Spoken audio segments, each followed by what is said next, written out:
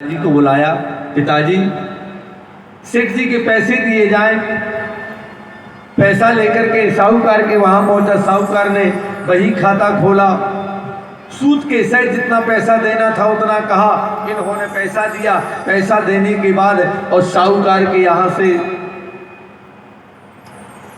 पर्ची मिली। पर्ची जैसे ही दी, भोलाराम से कहा भोलाराम पढ़ लो, ये पर्ची है। उन्होंने कहा हम क्या पढ़े लिखे थोड़ी हैं, आप पढ़े लिखे, आप जानते हैं आपने जो कुछ लिखा सही लिखा होगा। बोले नहीं नहीं, फिर भी कुछ ना कुछ तो जानते होगे, पढ़ लिख लो आप। बोले नहीं, हमें तो विश्वास है। इसने मन में सोचा इनके साथ कुछ किया जा सकता है, दोबारा पैसा लिया जा सकता है। पर्ची को वहीं रख लिया और कहा जाओ मेरे लिए एक लोटा जल भर के ले आओ। जल भरने के लिए गए, इतने में पर्ची बदल दी। जो पर्ची पहले लिख के दी थी उसी में रख दी और दूसरी पर्ची लिख करके वहां बना दी जिसमें सिद्ध नहीं हो रहा था कि पैसा चुका दिया। 2-4 माह व्यतीत हुए, यहाँ से वो पर्ची मिली, वही ले जाके रघुनाथ जी के चरणों में रख दी। चरणों में प्रणाम किया। एक रात भगवान के चरणों में रखी रही। दूसरे दिन निकाल के अपने संदूका में रख दिया। बड़े भोले भाले तो थे ही, प्रसन्नता से भगवान की सेवा ही करते रहे। कुछ दिन बाद साहूकार ने इनके ऊपर मुकदमा कर दिया। सम्मन्स इनके यहाँ आया। जैसे ही सम्मन्स आया, ये पहुंच करके सम्मन्स को लेकर के पहुंचे वहां।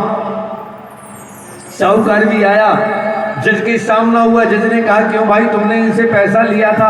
बोले हाँ पैसा लिया था। बोले फिर दिया? बोले हाँ दिया मैंने। बोले तो बताओ क्या प्रमाण है तुम्हारे पास? यही पर्ची दी, पर्ची पड़ी। बोले इससे सिद्ध तो नहीं होता कि तुमने पैसा चुकाया। बोले महाराज हम तो यही जानते थे, इन्होंने यही दिया। बेचारा भोला था, रोने लगा। इतना सारा पैसा कहाँ से देंगे? बच्चों के लिए कुछ नहीं था, केवल झोपड़ी थी वही चली गई हमारी। और रोने लगा। दयालु थे जज साहब, उनको दया आई। बोले नहीं मत रो, तुम्हारे साथ न्याय होगा। जिस समय तुमने पैसा दिया था उस समय और कोई तो होगा। बोले हाँ हमारे पास कौन थे? बोले रघुनाथ जी थे, रघुनाथ जी के सिवा और कोई ना था। सत्य शपथ खा के कहता हूँ, जिस समय मैंने सेठ को पैसा दिया था उस समय मेरे साथ केवल रघुनाथ जी थे और कोई नहीं था। बोले जाओ चिंता ना करो। इनने सोची इनके गांव के होंगे, कोई गांव के होंगे। पुजारी के सम्मन से लिख दिया, एक रघुनाथ जी के नाम, एक भोलाराम के नाम, एक साहूकार के नाम, तीनों के नाम सम्मन से लिखे। ये सम्मन से जाकर के गांव में पहुंचा। अब बताओ भोलाराम का संबंध मिल गया, भोलाराम ने ले लिया। पर पूरे गांव में फिरा, चौकीदार को कहीं, मुंशी को कहीं, रघुनाथ नाम का कोई आदमी नहीं था। मुंशी थक गया, पूछा क्यों भैया? कोई नहीं। बोले और तो कोई नहीं, पर रघुनाथ जी का मंदिर जरूर। बोले वही बता दो। और मंदिर की कही जैसे ही आए, पुजारी बाहर बैठे और बैठे बैठे भगवान का नाम जप रहे थे। भगवान का नाम सीताराम सीताराम सीताराम सीताराम जाप रहे थे। जपते कुछ देर में देखा उन्हें सम्मन से लेके आया। क्यों रघुनाथ जी यही है? बोले हाँ यही रघुनाथ जी है। अच्छा, अब वो भी जानता यही होंगे रघुनाथ जी। क्यों? सम्मन से आया है, उसने सम्मन से लिया। पुजारी ने दस्तखत कर दिए। अब सोचने लगे भगवान जब आपने बुला ही लिया तो हम काहे को लौटाएं? जब बुला लिया तो काहे को लौटाएं? सम्मन से लिया, जाके चरणों में रख दिया। सांझ को आरती हो गई, पूजन हुआ। पुजारी और भोलाराम दोनों बैठे। भोलाराम से कहने लगे भोलाराम गजब की बात हो गई आज। बोले क्या हो गया? बोले आज तक पोशाक लेके कई लोग आए, माला लेके कई लोग आए, भगवान को विविध प्रकार के व्यंजन लेके कई लोग आए, 56 प्रकार के भोजन करवाने वाले कई आए, पर आज तो गजब की बात होगी। बोले क्या? बोले आज संबंध लेके कोई आया, एक संबंध आया है। हाँ हमारे पास भी आया। जो तुमने नाम लिया था? बोले हाँ हमने तो कहा था, मैंने जिस समय सेठ को पैसा दिया था उस समय रघुनाथ जी के सिवा और कोई नहीं था। तूने भगवान का नाम क्यों लिया? बोले आप भाई रोज सुनाओ, हरि व्यापक सर्वत्र समाना, प्रेम से प्रकट हो ही में जाना। कण कण में भगवान है तो वहां कैसे नहीं होंगे? अब बोले तुम जाने, तेरे भगवान जाने। हाँ समय निश्चित आया, जिस समय और पेशी थी, पेशी के 1 दिवस पहले पुजारी ने भोलाराम को बुलाया। भोला एक कलेव ले ले, तू पहले चला जा। भगवान की भगवान जाने, जब जाएंगे पैसे जैसे पहुंचेंगे वो जाने, हम क्या जाने। बोला को पहले पहुंचा दिया, दूसरे दिवस खूब सौकारे जल्दी से स्नान ध्यान करके अच्छी भगवान की पोशाक बदली, अच्छी नई पोशाक पहनाई, कुछ ठोस बजनी सा हलवा इत्यादि भोग लगाया। भगवान से पुजारी कहने लगा, घर की बाहर जा रहे हो, बहुत समय बाद जा रहे हो, अच्छे वस्त्र पहनोगे, लोग कुछ कहेंगे नहीं, घर से भूखे मत जाओ, कुछ खा पी के जाओ, न जाने कितनी लेट हो जाए, कितनी देर हो जाए, भूखे रहोगे। भगवान भाव से भूखे हैं, अच्छा भोजन किया, पुकार लगाई, भोला राम हाजिर हो। भोला राम हाजिर हुआ। क्यों भोला राम, तुम्हारे रघुनाथ जी नहीं आए? बोले आए होंगे, आए होंगे, दिखाई नहीं दे रहे। अरे बोले पुकार लगाओ, आए होंगे। और जैसे बाहर निकल के पुजारी मुंशी बाहर आया, चपरासी, उसने बाहर आके पुकार लगाई, रघुनाथ जी हाजिर हो, हाजिर हो, रघुनाथ जी हाजिर हो। ऐसी 3 बार जैसी आवाज लगाई, रघुनाथ जी हाजिर हो।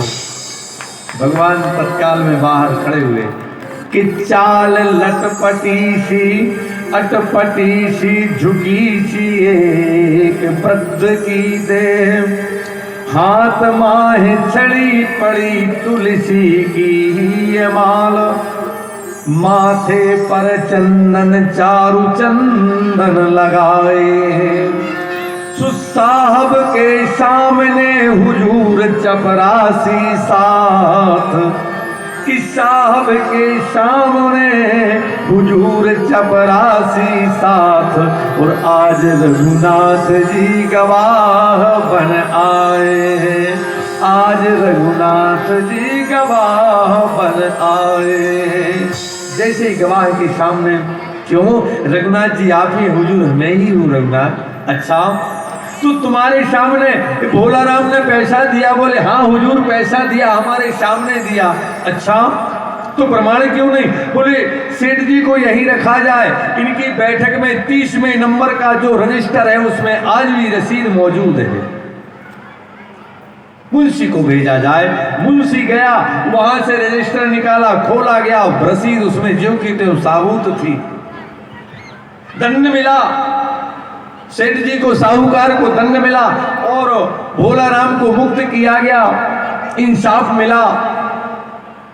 चपरासी जैसे ही भागा, जैसे ही और चैम्बर में आके जज साहब बैठे, बैठते बैठते विचार करने लगे, बताओ जीवन निकल गया, आज तक ऐसा कोई गवाह नहीं मिला, एक कैसा गजब का गवाह मिला है।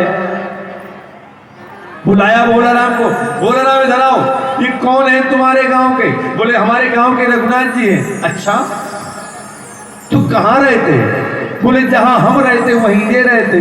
अच्छा तो तुम इनकी यहाँ रहते? अरे बोले नहीं। अच्छा तो? बोले ये मंदिर में रहते। अच्छा कौन मंदिर में रहते? मंदिर इन्होंने बनवाया हो, ऐसी इनकी औकात नहीं दिखाती, मंदिर के पुजारी हो, इतना इनका सामर्थ्य नहीं, तो आखिर है कौन? अरे बोले पढ़ो लिखो को समझाना बड़ा कठिन है, ये वो है जो मंदिर में बैठे रहते हैं। जैसे ही कहा ये वो है जो मंदिर में बैठे रहते, तत्काल वस्त्रों को त्याग दिया, वहीं से रोते हुए बाहर निकले। घबरा गया पूरा स्टाफ, हाथ जोड़ के सामने खड़ा, रोते रोते जाके घर में पहुंचे। घर में पहुंचे, पत्नी ने पूछा आखिर क्या हुआ? बोले शेष गणेशो महेश दिनेश सुरेश को नहीं ध्याते रहे, सोई आज गरीबों अदालत में कि बुट्टा के गवाह कहाते रहे, दुख नाही कछू तज जाते रहे। दुख इस चीज का भी नहीं है कि वो जाते आए थे तो जाएंगे जरूर, पर कुर्सी पे बना जज, कुर्सी पे बना जज बैठा रहा, जगदीश खड़े समझाते रहे।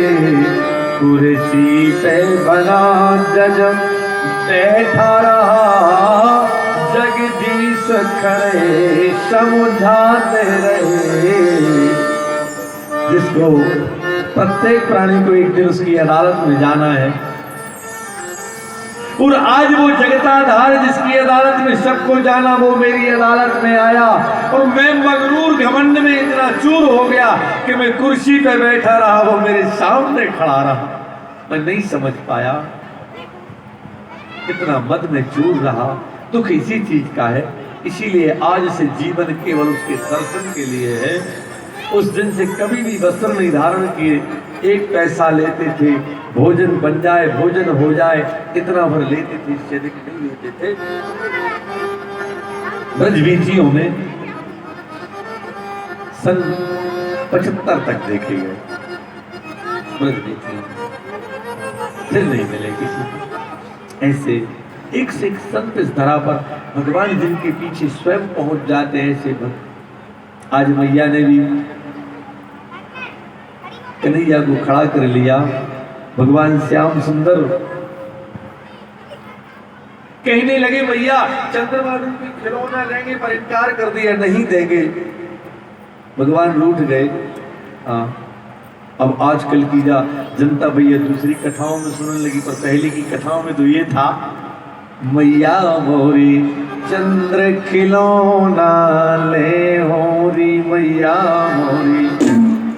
पहले के शब्द यही ना, जय हो लोट अवई धरनी में, तेरी गोद न आई होरी, मैया मोरी चंद्र खिलौना ले होरी, मैया मोरी, मोरी मैया मोरी चंद्र खिलौना मैया मोरी।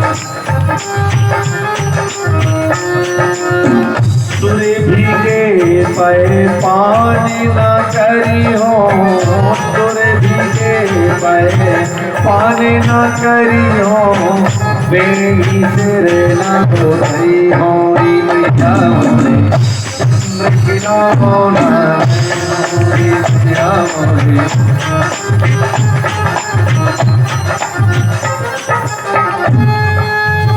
और क्या बताएं, आजकल की बातें अलग हो गई। आजकल एक जगह हम ऐसे ही कथा सुना रहे थे, तो बोले गुरु महाराज अब कछु छोड़ो पुरानी कथाएं जी, आप सुनाओ उतरे बहुत पहले से। हमने कहा भैया आज की कथा? बोले गुरु महाराज आज की कथा में जो है, हमने कहा है राधिका गौरी से, आज की कथा है। राधिका गौरी से, बिरजनी गौरी से, मैया करा दे राधिका।